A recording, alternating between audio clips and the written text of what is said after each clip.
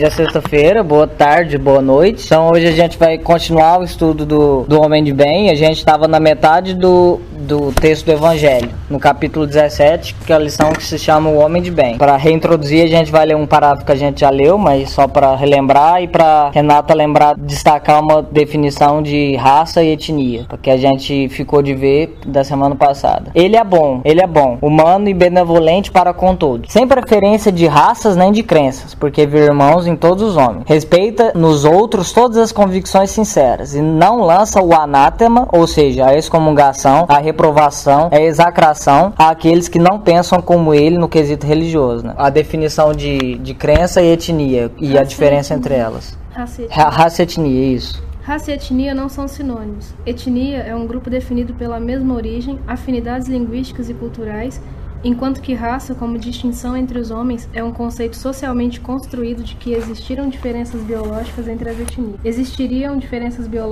etnias. A palavra etnia é derivada do grego etnos, que significa povo que tem os mesmos costumes.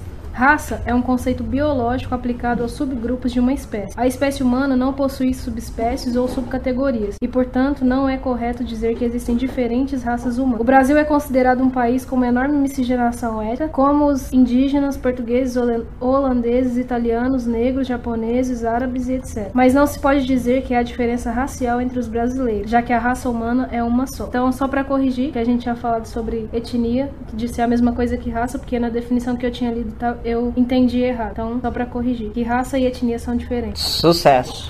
Mas antes disso, é só uma questão de termo, né? Que a gente deve lembrar que todos nós somos irmãos. Mas é só uma questão sociológica atual, né? Só pra deixar as coisas, dar os pingos nos is. Porque nesse parágrafo aqui do ele é bom, humano e benevolente para com todos, para todas as raças e crenças, mas porque vê irmãos em todos os homens, eu destaco que Allan Kardec queria nos falar sobre a fraternidade que deve guiar a raça humana, acima de qualquer caractere secundário entre os seres humanos. E aí eu lembrei, quando eu tava lendo esse trecho do filme Gandhi, da biografia dele, do Gandhi, quando ele tem um conflito, uma cena que chega um hindu falando que matou o filho de um muçulmano, o filho dele tinha uns 10 anos, e aí o hindu chega pro Gandhi, e é bom lembrar que o Gandhi era hindu, e aí ele pergunta, não, matei o filho do muçulmano, tinha 10 anos, tal, o que eu faço? Aí o Gandhi fala assim, mano, você vai adotar uma criança, ou não lembro se ele fala da idade, mas você vai adotar uma criança e você vai educar ele como muçulmano. E quando ele fala isso, cara, nossa, cara, muito doido, muito doido.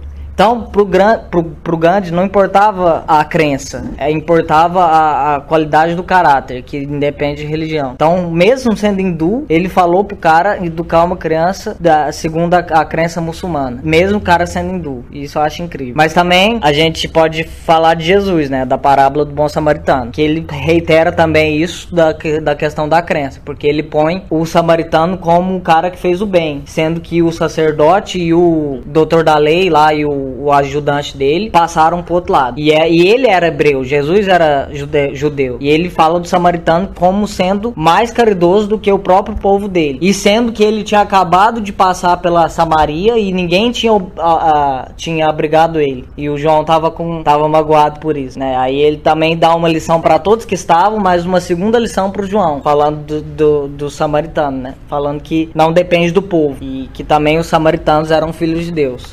Também eram capazes de amar, assim como os judeus eram, mas especificamente aqueles dois da parábola, que a gente sabe que é fictício, não quiseram. E aí, deixa eu ver aqui, e desse negócio da convicção sincera, de não lançar anátema, de não excomungar quem pensa diferente, a gente tem que lembrar da tolerância religiosa, da valorização da diferença de pensamento, que o verdadeiro espírita, o homem de bem, deve fazer. Pode falar aí, Sr. Luiz. Então ele fala que não existe a necessidade de ter só o espiritismo, tem a questão do respeito, não importa se tem outras religiões e o que elas seguem. Sim, porque vamos até ler esse livro, você falou aí, então vamos. Esse livro se chama Conduta Espírita, foi psicografado pelo Valdo Vieira, quando ele era ainda médium espírita, e foi escrito pelo André Luiz. Aí tem uma parte aqui que ele fala sobre a religião, deixa eu achar. Perante os profitentes de outras religiões, 87, página 87, nessa edição aqui. Perante os profitentes de outras religiões, estimar e reverenciar os irmãos de outros credos religiosos. O sarcasmo não edifica, não exasperar-se em oportunidade alguma, ainda mesmo pretextando defesa dos postulados religiosos que lhe alimentam o coração, a fim de evitar o vírus da cólera e as incursões das forças inferiores no próprio íntimo. A exasperação leva ao desequilíbrio e à queda. Aproveitar o tempo e as energias, fugindo às discussões estéreis em torno das origens da vida e do universo, ou sobre tópicos fundamentais do espiritismo. Espíritos existem que se esforçam para não crer em sua própria existência. Em nenhuma circunstância pretender conduzir alguém ou alguma instituição dessa ou daquela prática religiosa, à humilhação e ao ridículo.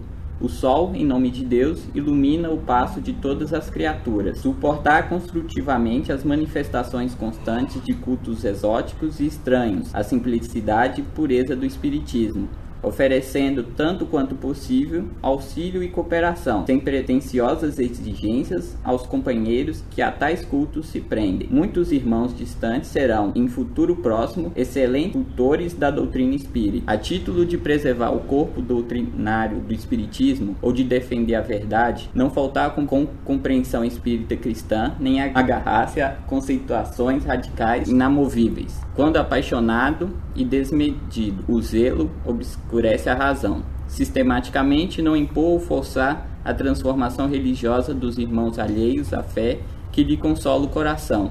Toda imposição em matéria religiosa revela fanatismo. Silenciar todo impulso a polêmicas com irmãos aprisionados a caprichos de natureza religiosa. Discussão em bases de ironia e azedume, pancadaria mental. É pancadaria mental. Irmãos, não vos queixeis um contra os outros, para que não sejais condenados. Tiago 5:9. Então, só antes do Von comentar isso, eu vou destacar duas frases que eu acho incríveis. O sol, em nome de Deus, ilumina o passo de todas as criaturas, ou seja, todos nós somos iguais. Toda imposição em matéria religiosa revela fanatismo, e a gente sabe melhor do que todos que fanatismo mata. Mata e matará ainda um pouco. Discussão em base de ironia, azedume e a pancadaria mental. E é interessante, nessa discussão de outras religiões, às vezes a gente fica pensando, a gente conhece uma pessoa que não acredita num Deus, ou uma pessoa de uma religião diferente, que tem a fé cega ali, que a gente sempre vê, a gente às vezes acaba criticando. Não só criticando em palavras, mas em pensamento, às vezes. A gente fica pensando, nossa, mas como é que uma pessoa não acredita em Deus e tudo mais? Mas a gente sempre tem que lembrar que nem todo mundo está preparado ainda para a palavra. E muitas das vezes a gente fica julgando, mas a pessoa pode fazer muito mais coisa que a gente. Porque a pessoa pode estar ali ajudando uma pessoa sem pretensão nenhuma, sem acreditar em alguém superior. E só está ajudando por ajudar o outro. E realmente é o que vale a caridade. Você fazer o bem pensando naquela pessoa que está ali recebendo aquilo. E a gente também tem que lembrar que, em comparação com as outras religiões, por exemplo, tem muita... O protestantismo, por exemplo, eles têm uma fé, assim, imensurável. Tipo, a fé dos caras é gigante, sabe? E isso aí é igual a questão só do módulo que a gente fala, sabe? A fé deles é válida, aquela força da fé, ela é válida. E um dia, eles vão ainda ter concepção, vão ter uma visão maior do mundo. Como é que é o mundo? Essa barreira, vão conseguir superar essa barreira e vão conseguir enxergar além. E essa força que eles já têm, ela já é válida, porque ela vai servir também para quando eles conseguirem ultrapassar essa barreira. E essa força, ela é válida porque, assim, os espíritos superiores, eles estão em todos os lugares, né, onde as pessoas estão reunidas, né, em nome de Deus e tal, com fé, né, como você me destacou aí, que eles têm uma fé enorme. Então, com certeza, eles estão ali, inclusive, né? Assim como no Centro Espíritas, ou aqui agora, né? Quando essa vibração está acontecendo, né? Tipo, atendimentos estão sendo feitos, esses fluidos que estão aqui. Então, certamente, eles aproveitam essas energias de lá nas atividades deles também, né? Então, é que a gente destacar isso. E, cara, todas essas diferenças de Jesus é Deus, ressurreição, reencarnação... se Adão e Eva é uma coisa literal ou uma literatura, isso é só teologia, e teologia nunca mudou a vida de ninguém para melhor. Teologia pura. O que muda é a sintonia com Deus, a fé ali, a crença que se transforma em atos. Se deixar ser instrumento. Né? Isso, se deixar ser instrumento de Deus. Não é que se eu acredito que Jesus é Deus, ou que Jesus é o profeta, ou que Jesus é um espírito superior que veio ajudar a Terra. Isso é teologia. Teologia nunca mudou a vida de ninguém. E eu acredito nisso.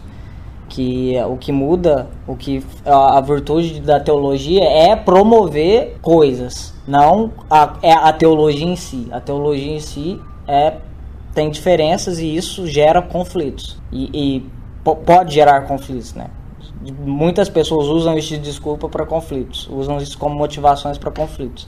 E a gente viu aqui, e vai ver um pouco mais aqui, que na lição segue, de que é isso, de que a teologia pura e gananciosa e azeda, ela promove muito conflitos, e que a essência da religião não é isso. A essência da religião é o crescimento, a mudança interior, a reforma íntima. Seja de qual nome que você tenha, porque o espiritismo gosta de vamos fazer a reforma íntima. Não sei nos meios, como é que é? Chama o quê? Eu não entendi. Pra você melhorar, você ser um cristão. O que é a reforma íntima? É quando você muda, você deixa de ser você deixa de ser tão egoísta, você deixa de ser... melhorar. Você mesmo faz uma análise dos seus sentimentos e quer mudar aquilo. Isso. Não tem nome. Não tem um nome. É melhorar, ser filho de Deus. Enfim. Ser mais cristão. Ser mais cristão. Enfim. Seja o nome que você dê, é isso que vale a pena na religião. Por isso esse blá blá blá da Bíblia, blá blá blá de qualquer livro sagrado. É esse. Não é saber a minha teologia é melhor que a sua. Tem gente que faz isso, mas a gente tá vendo aqui e se a gente for parar pra pensar, a gente vai ver que isso não é o objetivo da teologia. A teologia é ser um ser humano melhor. E tem também a questão de não respeitar a pessoa em várias religiões, participar de vários cultos para ter um entendimento. Porque muitas pessoas acham que se a pessoa vai numa religião e ela vai na sua, ela tá querendo ir lá só pra causar discórdia, ela é alguma coisa ruim. Sim, e aí quando a gente faz incursões nas outras religiões, isso é interessante porque a gente aprende a respeitar. Sim, aí por isso visitas, debates com calma, sem querer impor, sem querer ser fanático, igual ele fala. Aí bem aí, isso traz grandes frutos na tolerância religiosa. Nem falo de aceitação, porque a gente está ainda na fase da tolerância. Então, você vê o contexto da outra pessoa, né? Pra você fazer alguma afirmação. Isso. A aceitação é mais profunda. Se a gente tolerar, já tá bom. Depois a gente pensa em aceitar. Contar um caso que aconteceu ontem, que eu tô lembrando agora, que eu achei muito, muito massa. Ontem aqui em Uberlândia, a gente sabe, mas para quem fosse futuramente, a gente teve palestra do Divaldo aqui em Uberlândia. E minha mãe, ela foi responsável por ajudar a recepcionar o pessoal que estava chegando. Aí ela disse que encontrou uma mulher, que a mulher estava contando a história para ela, que a mulher, na verdade, ela tinha feito... Eu esqueci, alguma coisa franciscana agora chama, que é tipo o curso para ser freira. E ela tava, tipo assim, no estágio final já, e ela totalmente estudiosa quanto o catolicismo, ela estudava profundamente tudo. E aí um dia ela parou e pensou, não, mas isso não responde todas as minhas perguntas. E ela não conseguia, e aí ela começou a se interessar pelo espiritismo. E ela começou a ir atrás, e o marido dela também era bastante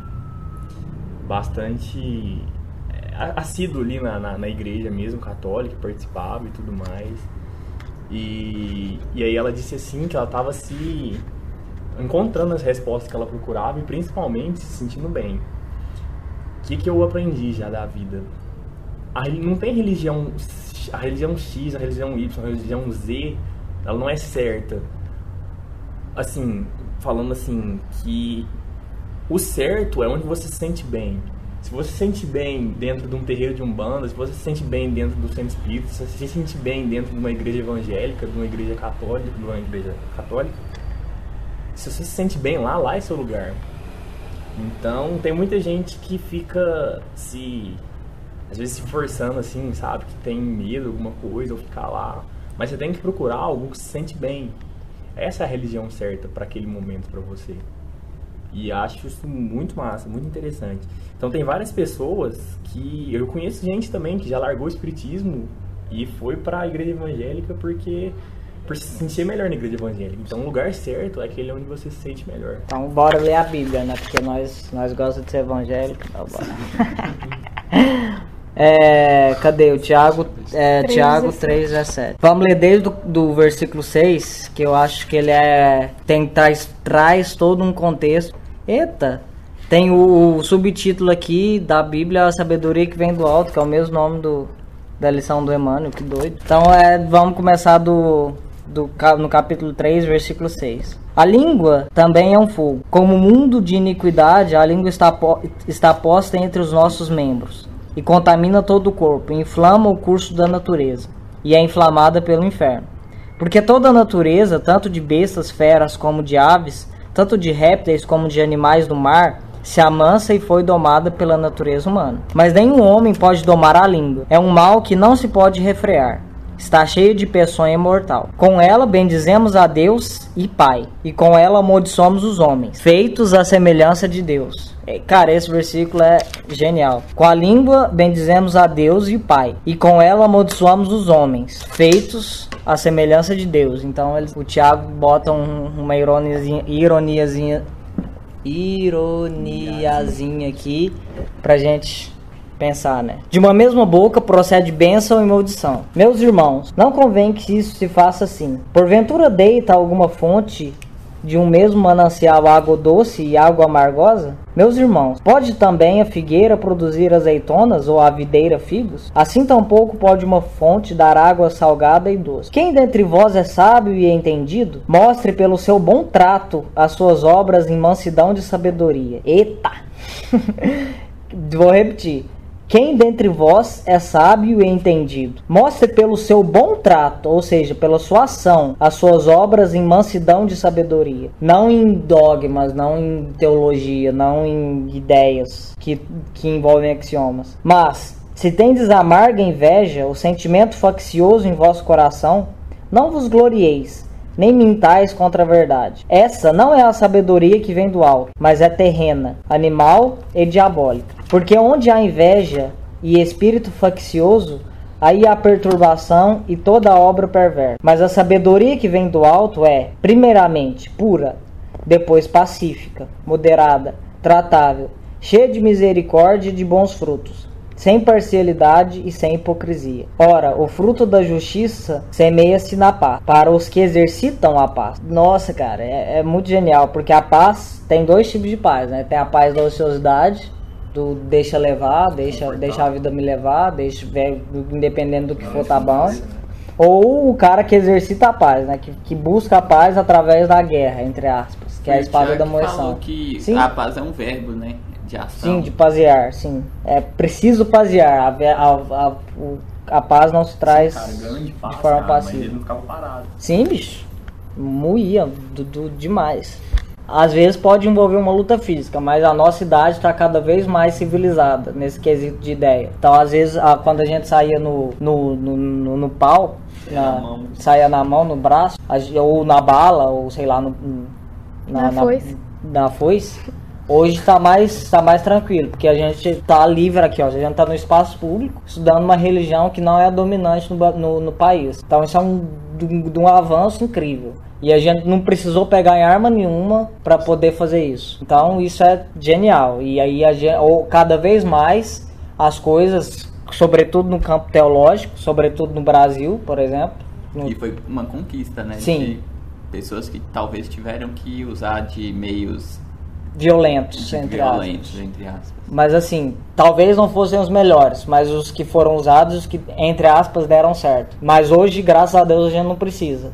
Cada vez menos eu espero que a gente não precise. Aí tem os países que ainda isso é um pouco mais complexo, mas assim, eu espero que todos cheguem logo ao nosso nível de liberdade, de tolerância religiosa, não aceitação. Por parte de muitas pessoas aceitam, mas assim, nós como sociedade ainda não aceitamos muitas religiões. Não algumas religiões, mas por exemplo, das outras pessoas não aceitam a das outras, entre si, entenderam, né? Tipo assim, se eu sou católico eu não aceito protestantismo, não aceito umbanda. Se eu sou da umbanda não aceito outra coisa, e etc. Posso tolerar, mas não aceito. Mas a primeira passo é a tolerância, então esse é o que a gente tá buscando agora. Então, vamos destacar aqui o que eu achei massa, que é esse versículo aqui.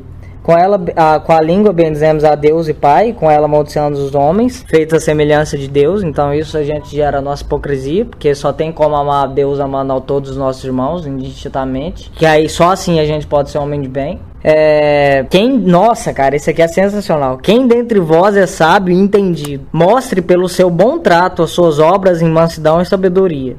Então mostra que você é entendido, que você é sábio nas suas obras, não pelas suas palavras que são vazias. Então isso é genial. E aí o 17. Mas a gente, para ler o 17, a gente já vai juntar aqui com Emmanuel, né? Que do livro Segue-me, que ele fala justamente da sabedoria do alto, que é o subtítulo desse capítulo 3 aqui. E aí eu vou pedir a Renatinha para ler. Pode moer aí, que nós destaca no final aí. Mas a sabedoria que vem do alto é pura, pacífica, moderada, tratável, cheia de misericórdia e de bons frutos, sem parcialidade e sem hipocrisia. Tiago 3,17. Se o conhecimento da fé gerou veneno para a tua palavra, a desvairar-se em ataques e críticas, a pretexto de preservar a verdade, guarda contigo bastante cautela, porque não é com rixosas interpretações que te farás embaixador da espiritualidade sublime. A inspiração da vida superior manifesta-se sem qualquer artifício. Quem fala em nome do Senhor não necessita de longos e complicados discursos. É apaziguante e benevolente, sem qualquer recurso à força. É moderado, sem inclinar-se ao desequilíbrio. É compreensivo, sem alardear superioridade contundente. É repleto de entendimento e carinho, frutificando em bênçãos de alegria e reconforto para os que se aproximem da fonte em que se exterioriza. Não se apaixona nem finge. Compreende as criaturas no plano em que cada uma se coloca, exerce a bondade em todas as ocasiões, cultiva a paciência nos obstáculos, distribui o coração, entrega a energia que constrói e a gentileza que estimula. A sabedoria do alto plasma os verdadeiros valores da educação. Os orientadores do mundo satisfazem a inteligência e enriquecem o patrimônio intelectual. Jesus Cristo, contudo, aprimora o sentimento. A universidade ilustra o cérebro. O Evangelho aperfeiçoa o coração. Se desejas, pois, conservar contigo a riqueza espiritual que desce do plano superior, caminha entre os homens, aplicando as lições de Jesus no esforço de cada dia. Então, Emmanuel aqui, baixo duro, né, mano? Quem quer comentar, que eu tenho umas coisas pra comentar. Então, bora comentar. Então, o caráter do texto do Emmanuel aqui é igualzinho o caráter do André Luiz. Tá dizendo que ironia, azedume, fanatismo, força, imposição, atacar crítica sem ter um motivo maior, assim, crítica pública, denegrindo no negócio assim, a gente pode conversar com, tal coisa assim, porque, enfim, mas sempre com brandura, com paz, com objetivando melhorar, nunca para atacar e rebaixar para se sentir superior. Então, o texto do Emmanuel é igual ao caráter do André Luiz, que prega que a gente tem que valorizar muito mais a essência do que a teologia. Mas, se eu posso destacar uma coisa aqui, é esse parágrafo também. O homem de bem, ou seja, quem quer ser um bom cristão, um bom espírita, é compreensivo, sem alardear superioridade contundente. Então, embora ele, entre aspas, saiba a verdade, porque quando a gente se afilia a um pensamento religioso, a gente acha que ele é melhor do que o outro. Melhor no sentido para nós. Mas ele sabe que não é superior. E ele sabe que aquele serve para ele gostou daquele. Mas não que ele, por acreditar em tais coisas, não é melhor do que a outra pessoa que acredita em tais outras coisas. Então ele não fica, nossa, eu sou bom, cara. Não se acha superior. Não se apaixona nem finge. Então ele é sempre verdadeiro. É repleto de entendimento e carinho. Ele frutifica bênçãos. E aqui uma coisa que eu queria destacar também é que o Emmanuel sempre utiliza verbos de ação. De frutificar bênção. Isso. Compreende as coisas. São sempre verbos de ação, de compreensão, de gentileza. E aí eu queria ler esse último trecho aqui, que ele é sensacional. Quando ele fala, depois de falar da gentileza e da paciência com as outras pessoas. A sabedoria do alto plasma os verdadeiros valores da educação. Os orientadores do mundo satisfazem a inteligência e enriquecem o patrimônio intelectual. Jesus Cristo, contudo, aprimora o sentimento. A universidade ilustra o cérebro. O Evangelho aperfeiçoa o coração. Se desejas, pois, conservar contigo a riqueza espiritual que desce do plano superior, caminha, ou seja, anda entre os homens, aplicando as lições de Jesus, ou seja, não é achando bonito as lições de Jesus, não é achando que o outro não entendeu a lição de Jesus, se você entendeu, se você acha que você entendeu, aplica, faz, isso, exemplifique as lições de Jesus, no esforço de cada dia, não é no Natal, não é na Páscoa, não é no aniversário da sua mamãe,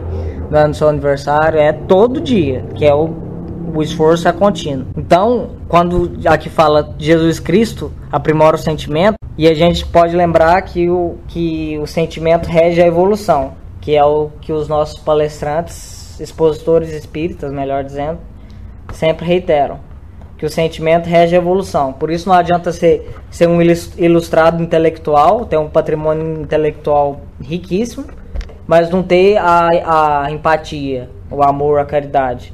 Então aí a gente desenvolve um dispositivo que mata milhões de pessoas com um nível intelectual complexíssimo, mas extremamente maléfico. E a bomba atômica, que é o que eu estou dando exemplo, foi aplicada a primeira vez em civis, cara. Não era nem no contexto de guerra.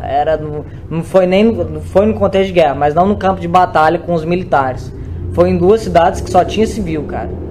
E aí você vê a incoerência disso. E aí depois que a gente foi desenvolver os conhecimentos com a física nuclear para combater doenças, né? Então não adianta nada ser super inteligente, mas não ter um sentimento inato de caridade. E é isso que o Emmanuel também reitera aqui. Mas também é importante a intelectualidade, né? Mas pra gente sempre lembrar de que aí o sentimento é que rege a evolução.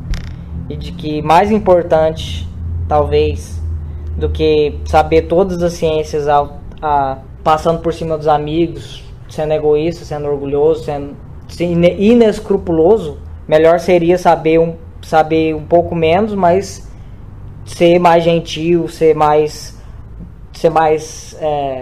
ajudar mais quem precisa daquele conhecimento, usar aquele conhecimento para o bem comum, mais do que ganhar dinheiro inescrupulosamente. Então é bem interessante essa parte aqui. Em todas as circunstâncias, a caridade é o seu guia. Diz a si mesmo que aquele que leva prejuízo ao outrem por palavras malévolas, que fere a suscetibilidade de alguém por seu orgulho e seu desdém, que não recua à ideia de causar uma inquietação, uma contrariedade, ainda que leve, quando pode evitá-lo, falta o dever de amor ao próximo e não merece a clemência do Senhor. Não tem ódio, nem rancor, nem desejo de vingança. A exemplo de Jesus, perdoa e esquece as ofensas, e não se lembra senão dos benefícios, porque sabe que lhe será perdoado, como ele próprio houver perdoado. Eita, vamos parar aí que tem uns... Nossa! Quer comentar? Mano, que esse primeiro parágrafo aqui que a gente leu, cara, isso é extremamente complexo, cara, e sobretudo no nosso lar, que é o mais difícil, que é o que a gente é de verdade, né? A gente consegue ser muito brando fora, né? Fora. No nosso lar, sua casa... Sim, não na cidade espiritual. Na nossa casa é extremamente complicado isso, cara, e aí a gente vê que a gente tá um pouco longe ainda de ser um homem de bem no sentido próprio da palavra, né? Mas assim, a gente pode ser um homem de bem no sentido de quem procura domar essas más inclinações. Então, assim, para que sirva de alerta pra gente, né? Ter consciência, né? Do que você tá fazendo. Eu fiquei com dúvida nessa parte. E Pode não merece a clemência do Senhor. Assim, a gente sabe que, pelo Espiritismo, que a coisa de clemência do Senhor, de Deus julgar, de dia do juízo final, punitivo, né, é uma coisa mais, no quesito punitivo, é uma coisa metafórica. De porque que Deus... é a nossa consciência, né? Isso, Exato. de que assim, quem julga é a nossa consciência. Deus é infinito amor, ele não consegue punir. Ele reeduca, mas aí quando fala não merece a clemência do Senhor, não merece ser feliz tanto quanto poderia se você tivesse evitar todas essas contrariedades, essas inquietações Eu acho que ele quer mínimas. dizer assim também, tipo, que você não merece a clemência, não merece que ele passe a mão pela sua cabeça, tipo assim. Sim. Acho que é menos do que punir, assim, essa coisa mais, né, que as outras religiões, né, trazem essa ideia. É tipo assim, que você vai ter que se responsabilizar mesmo por isso. Suas ações, pela né? Pela sua conduta, né, pela sua Mas consciência. essa sua ideia de consciência é muito válida também, que na verdade eu tenho que, igual por exemplo, quando a gente ora, na oração a gente fala de perdoar as nossas ofensas, assim como perdoar os nossos ofensores. Tipo assim, Deus não se ofendeu com você, então não tem jeito de perdoar. Então na verdade você está pedindo perdão para si mesmo, vamos dizer assim. Também na parte do aceitar as suas vontades. Que Deus, por favor, que seja feita a sua vontade. A vossa vontade. Tipo assim, a vontade de Deus ela sempre vai ser feita. Mas aí. A gente É tipo assim, é a gente falando com a gente mesmo, entendeu? Pra gente aceitar. Sim, né? nossa consciência. Sim. A consciência, é verdade. Porque a gente tem muita dificuldade de aceitar, né? Os desígnios do alto. Principalmente quando a gente faz muitos planos e é tudo muito contrário, né? Sim. E aí entra a questão do orgulho, né? Você que é o não homem de aceitar bem, que tem né? alguém... Que é uma das Sim. mazelas, né? Que o homem de bem não pode mais. Precisa pelo menos tentar, né? E contendo aí, Sim. escoando. Quando você fala isso, eu também lembro de que a gente já disse aqui, provavelmente foi o menino Thiago, que quando a gente fala isso de que seja feita a sua vontade, é que a nossa vontade Bata com a vontade bata de com a Deus, vontade né? de Deus, porque aí a gente vai sofrer menos, porque realmente a vontade de Deus não vai se dobrar a mudar, nossa, é o contrário. Se a gente quiser, você pode querer pra sempre que a sua vontade seja diferente da de Deus, mas a vontade que vai ser feita É de Deus. é a de Deus. Mais comentário? Podemos prosseguir? Ah, sim, tem uma coisa aqui que eu queria falar. Do segundo parágrafo. Não tem ódio, nem rancor, nem desejo de vingança. A exemplo de Jesus, perdoa e esquece as ofensas. Não se lembra dos benefícios. Esquece as ofensas É uma coisa difícil também. Isso, além disso, esquecer as ofensas é impossível. Porque a gente, igual o Thiago... Igual o Thiago fala, o termo ressignificar, que foi amparado pela psicologia, ainda não tinha tido lugar na Terra. Então Porque caberia aqui, né? caberia aqui melhor, mas como esse texto tem 150 anos, 160 anos, sim, 160 anos vai fazer esse ano, não tinha, então é esquecer, mas a gente sabe que a gente não esquece. E seria pior se a gente esquecesse, porque aí a gente esqueceria o aprendizado também. Mas assim, só reiterando essa coisa. Questão de ressignificar, talvez esquecer as ofensas, depois, porque se você ressignifica, é como se você esquecesse que foi ofensa. Então, talvez também possa... Não. É ressignificar o sentimento diante daquela ofensa. Sim, mas aí você não vai... o sentimento que vai ser gerado não vai ser de que aquilo foi uma ofensa, mas de que foi aprendizado. Não sei. Sim, também. Como ele fala, também. E não se lembra senão dos benefícios. Tipo, você vai lembrar do benefício que a ofensa te Isso. trouxe. Tipo assim, da ressignificação, né? Isso, exatamente. Tem essa fala palavra, atrás, né? essa frase aqui, não se lembra senão dos benefícios, é bem... É atrás, né? Na frente. Isso. Não porque você se esqueceu do que aconteceu, mas porque você ressignificou e deixou de parecer ofensa porque você aprendeu, é como se você tivesse esquecido que foi ofensa. Sim, exatamente. É igual uma mãe que olha para um filho que está aprendendo a andar e que vá, meu filhinho, você caiu, vamos levantar aqui, vamos tentar de novo. E a gente não faz isso com os erros dos outros, porque não enxerga como aprendizado, enxerga como erro, como que a pessoa está fazendo de propósito. Como se a pessoa fosse o erro, não que é um erro que a pessoa fez numa situação. Também. Ela não é só o erro, seria mais ou menos Também, além disso. E aí a gente deveria sempre enxergar quem faz uma ofensa para conosco, de que é uma criança aprendendo a andar, que ainda não aprendeu a andar. E aí a gente nem o ideal não seria não ser nem ofendido, porque a gente não considerar como ofensa. Se você não considerar como ofensa, não tem como você ser ofendido. Aí já entra a questão do orgulho, de outras coisas, né? A gente é ofendido por uma série de questões, né? Sim. E aí como a gente ainda, como sociedade, não vou falar o João, o Luiz, pode ser que seja diferente, mas o comportamento vulgar, comportamento comum, comportamento ordinário de nós como sociedade é ser ofendido. Então, antes de não considerar como ofensa é perdoar. O primeiro passo é perdoar. Um dia a gente não vai acontecer nada, pode dar um murro, matar a nossa mãe ali, mas... aí, sim, esse é o nosso comportamento. Aí você pega o meu ponto fraco. Esse é o comportamento comum. E antes de não considerar como ofensa, a gente vai perdoar. E isso já é um grande de um passo. É engraçado, porque nessa questão, falar de mim eu aceito de boa. Pode falar o pisar, o quanto for. Agora, minha mãe, meu pai já louco, pega né, mano? no meu campo. É louco. Assim, que aí eu já mudo a personalidade, mas... É louco. Mas eu tenho que... Não, mas assim, isso é bom, o tomar a defesa de.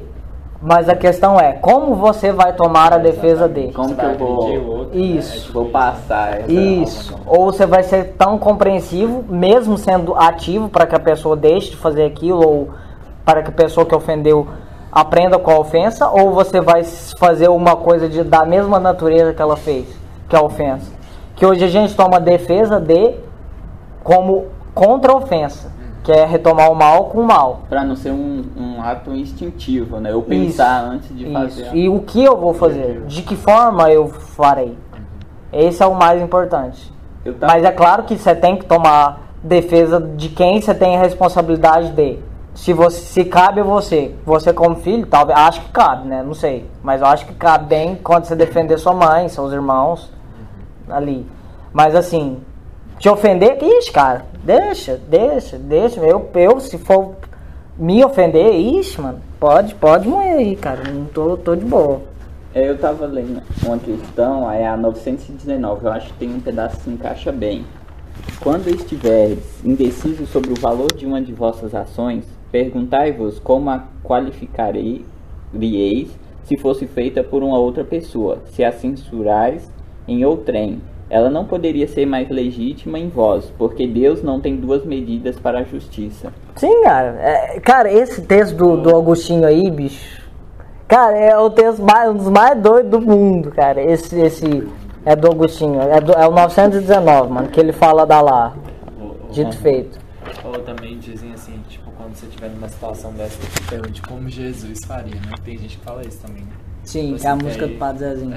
Quando diz que não tem duas medidas para a justiça, porque a justiça de Deus é a mesma para todos, quer dizer, tipo assim, Sim. Deus não vai julgar diferente um ao outro. É uma, né? Sim.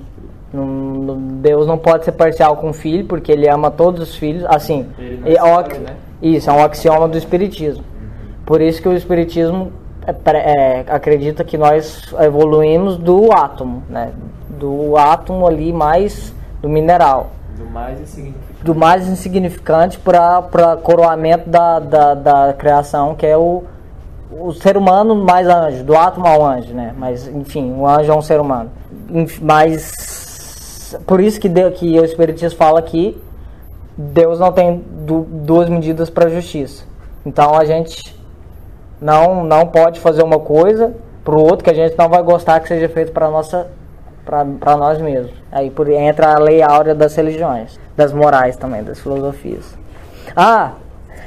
Antes de prosseguir, que não lembra senão os benefícios, porque sabe que lhe será perdoado como ele próprio houver perdoado. Aí eu lembro, cara, não sei se vocês conhecem esse livro, mas tem um livro que se chama Poliana. Você não conhece? É espírita? Não, é de uma mulher que se chama Eleanor H. Porter. Que ela ela conta uma história de uma menina que se chama Poliana, que joga o jogo do contente. Que o jogo do contente consiste em enxergar os benefícios, por isso não lembra senão dos benefícios, de todas as ações.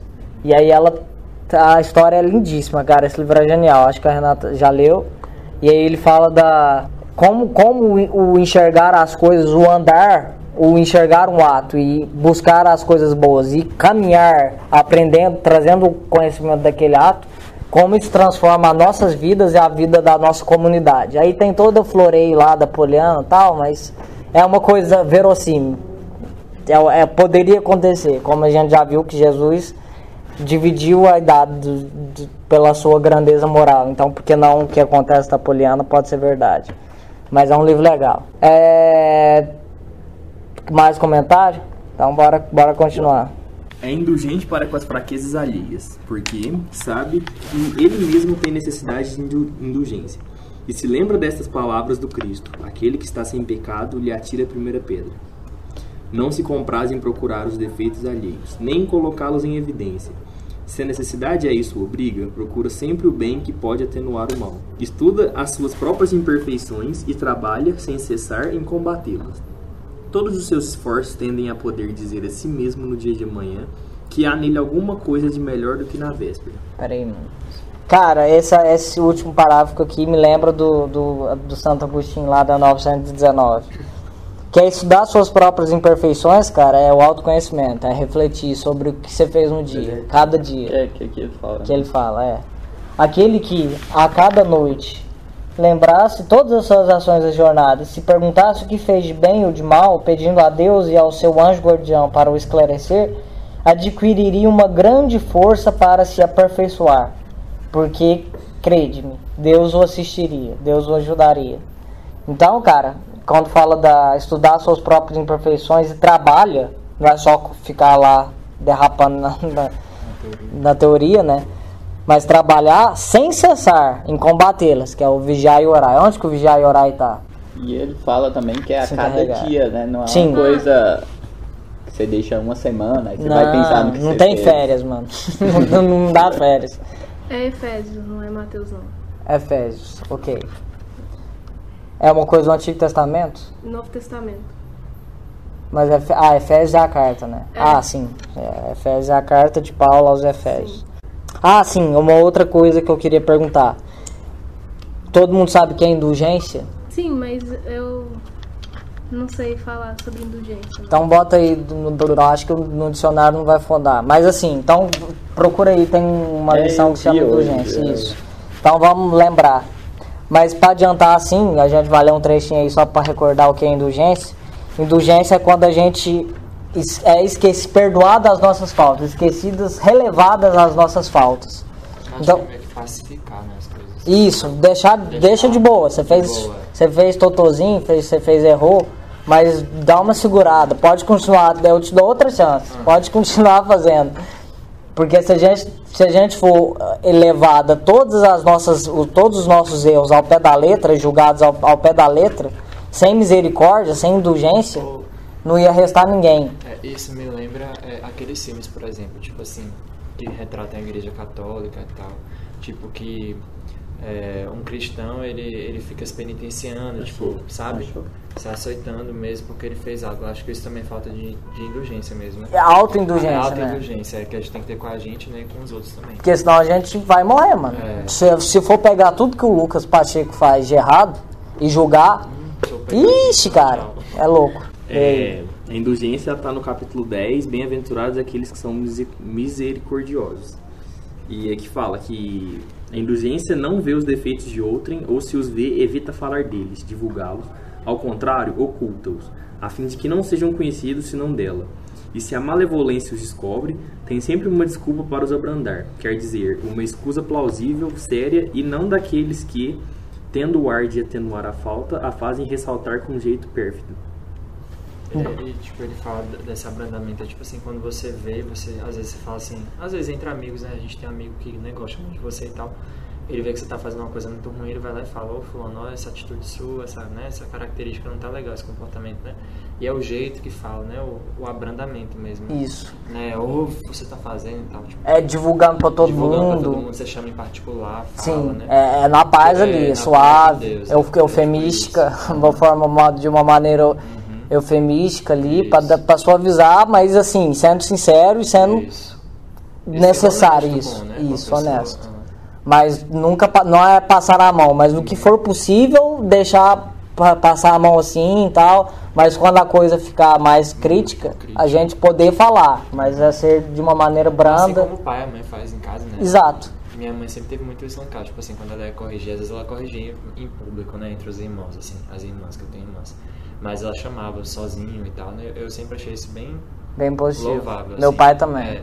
Porque na verdade eu acabei trazendo essa característica dela, você acaba, né, reproduzindo isso, né? Com seus amigos, com seus relacionamentos. Seu trabalho, enfim. Então, indulgência? Só pra corrigir, eu tava certo na primeira resposta, é Mateus 26:41. É porque em Efésios tem um texto parecido e 1 João também. Aí eu confundi, mas é Mateus.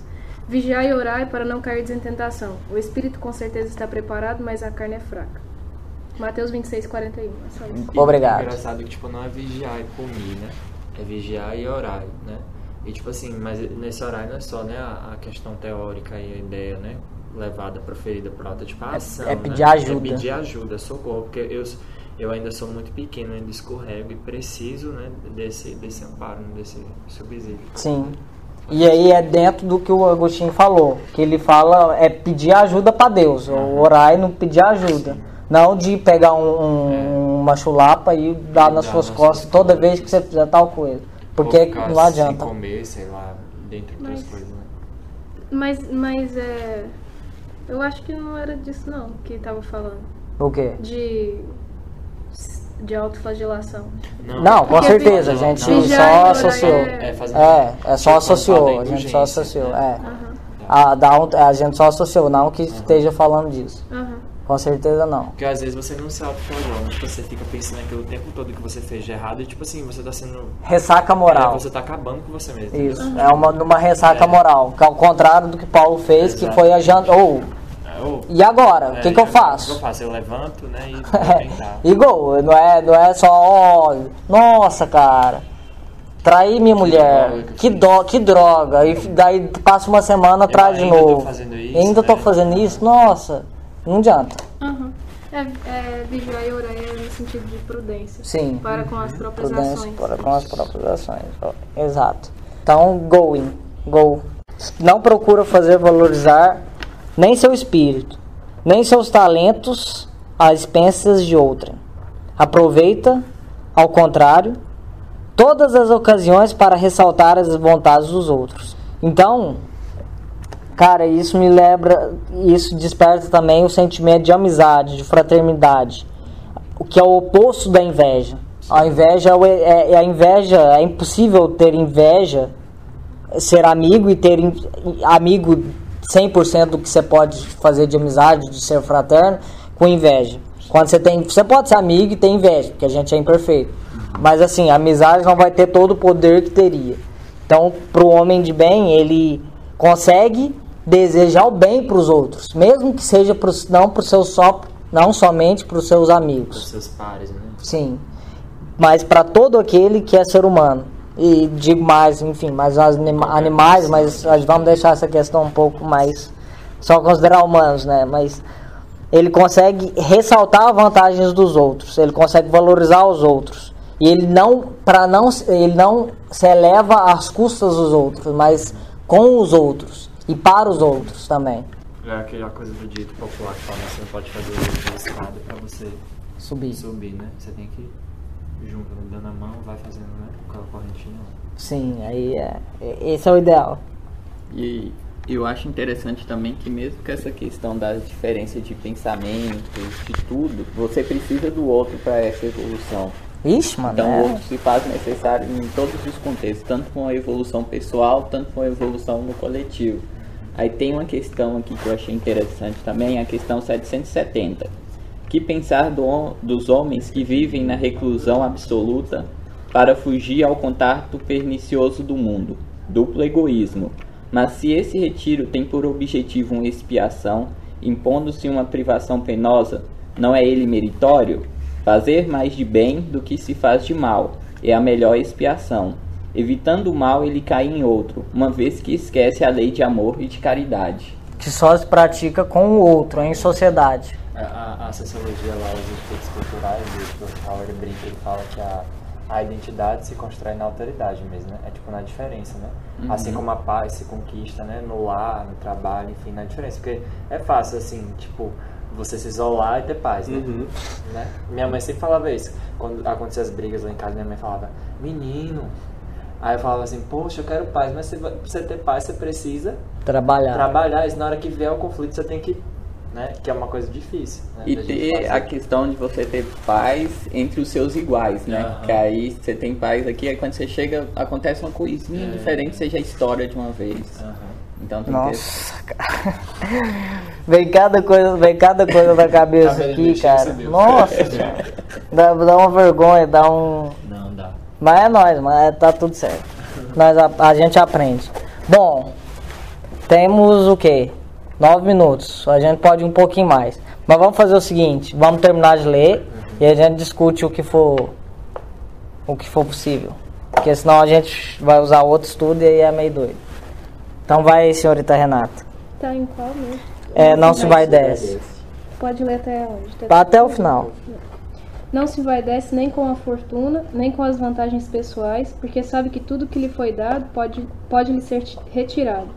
Usa, mas não abusa dos bens que lhe são concedidos, porque sabe que é um depósito do qual deverá prestar contas e que o emprego, o mais prejudicial para si mesmo, é de fazê-lo servir à satisfação de suas paixões. Se a ordem social colocou homens sob a sua dependência, ele os trata com bondade e benevolência, porque são seus iguais perante Deus. Usa de sua autoridade para erguer-lhes o moral e não para os esmagar com seu orgulho. Evita tudo que poderia tornar a sua posição subalterna mais penosa. O subordinado, por sua vez, compreende os deveres da sua posição e tem o escrúpulo em cumpri-los conscienciosamente. O homem de bem, enfim, respeita em seus semelhantes todos os direitos dados pelas leis da natureza, como gostaria que os seus fossem respeitados. Esta não é a enumeração de todas as qualidades que distinguem o homem de bem, mas todo aquele que se esforça em possuí-las está no caminho que conduz a todas as outras. A gente tá longe ainda. Se a gente conquistar essas, a gente vai conseguir. Ixi, já tá bom demais, cara. Isso aqui vai demorar... A nível individual é fácil, é 100 anos, ali você pode trabalhar, mas a nível social, cara, a nível de maioria, cara, são acho que milênios. Se for só milênios. Mas assim, milênios são, enfim, 1 ou 2 milênios, mas talvez mais. Mas enfim, frações da eternidade. Pode ser muito tempo, mas a evolução... ela é exponencial, na verdade. Sim. Tipo assim, quanto mais evoluído, mais rápido se evolui. Exato. Então, tem que pensar isso também. Sim. Assim, não que o tempo, porque o tempo não importa. Porque o tempo importa pra gente. O tempo é uma referência de... Do tempo da luz. Sim. Percorre a luz. Isso. Né? E o tempo é importante pra gente, sim, claro. Pra vida social. Né? Sim. Mas pra nossa evolução espiritual também existe tempo. Sucesso. Não existe tempo. Sim. Então, é isso. E tem a questão também que toda boa ação, ela é como se fosse um fruto, né? E o fruto tem semente, não é uma só semente, né? São várias, então, como você falou, exponencial. Você vai ficar ecoando aí, né? Uhum.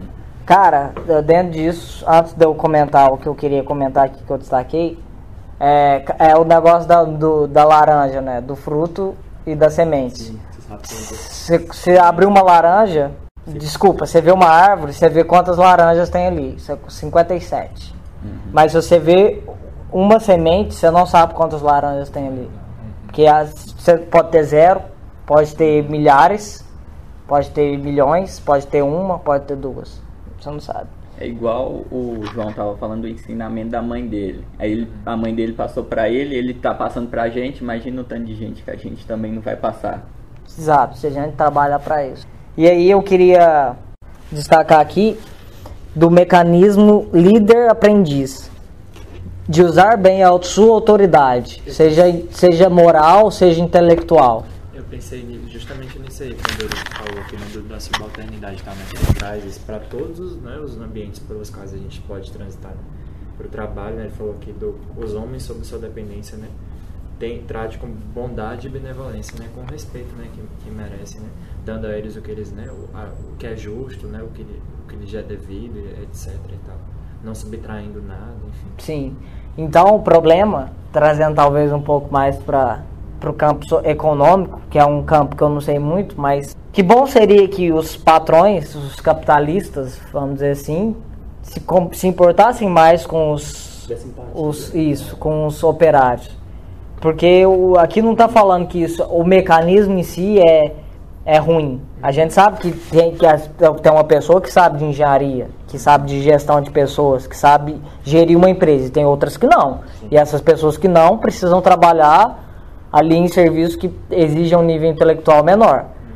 Mas o problema é como esse mecanismo é guiado.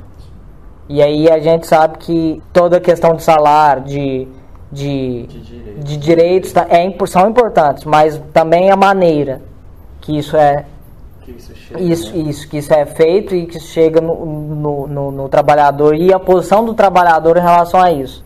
Que quando a gente olha para a engenharia, a gente tem uns exemplos de empresas que tratam melhor os seus trabalhadores, de que o patrão ali conhece o trabalhador, dá bom dia, tal. Sabe o nome de cada um. Isso. Aí a gente... Isso. E a empresa rende mais, é tudo tipo... Isso. Assim como a empresa, tipo, aquela é uma realidade micro. E se isso for estendido pro mundo todo vai melhorar, porque a empresa melhora, né?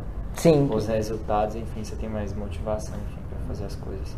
Sim. E aí a gente, na engenharia, que a gente ouve os professores falando, a gente vê empresas que têm um ambiente de trabalho, uma produtividade, um nível de satisfação de trabalhar melhor do que outras empresas.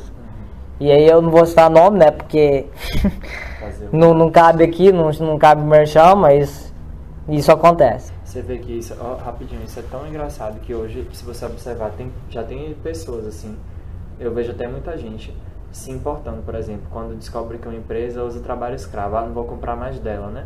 Isso impacta fora também, né? Sim. No mercado, né?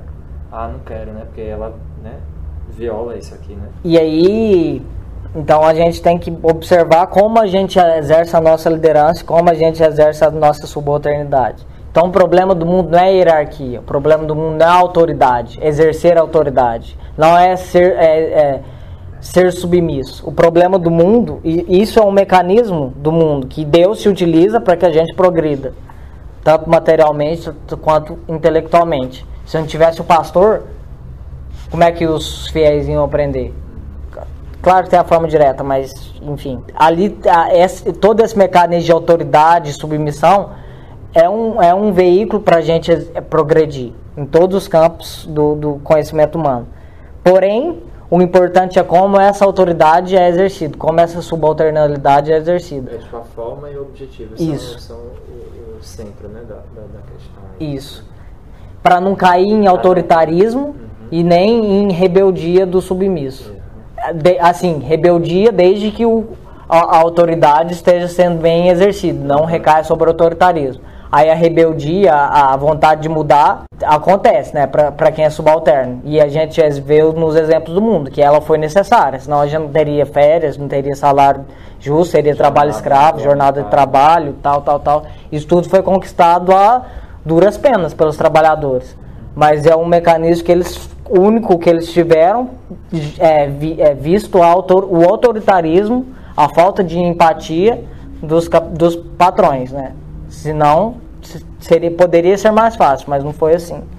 E também levar em consideração que cada indivíduo e cada trabalho é importante, não importa o seu tamanho, né? E a sua atuação, cara, porque se tem o chefe da empresa é porque tem os funcionários. Então é tudo interligado no progresso. Então, só para encerrar aí, que eu acho que o horarinho já deu, né? Isso. Cara, tem uma palestra que eu vou até postar que se chama O Caminho do Mal. O Caminho do Mal, da Anete Guimarães. Isso, é a Anete Guimarães. Cara, é uma palestra genial que fala sobre a coisificação do ser humano.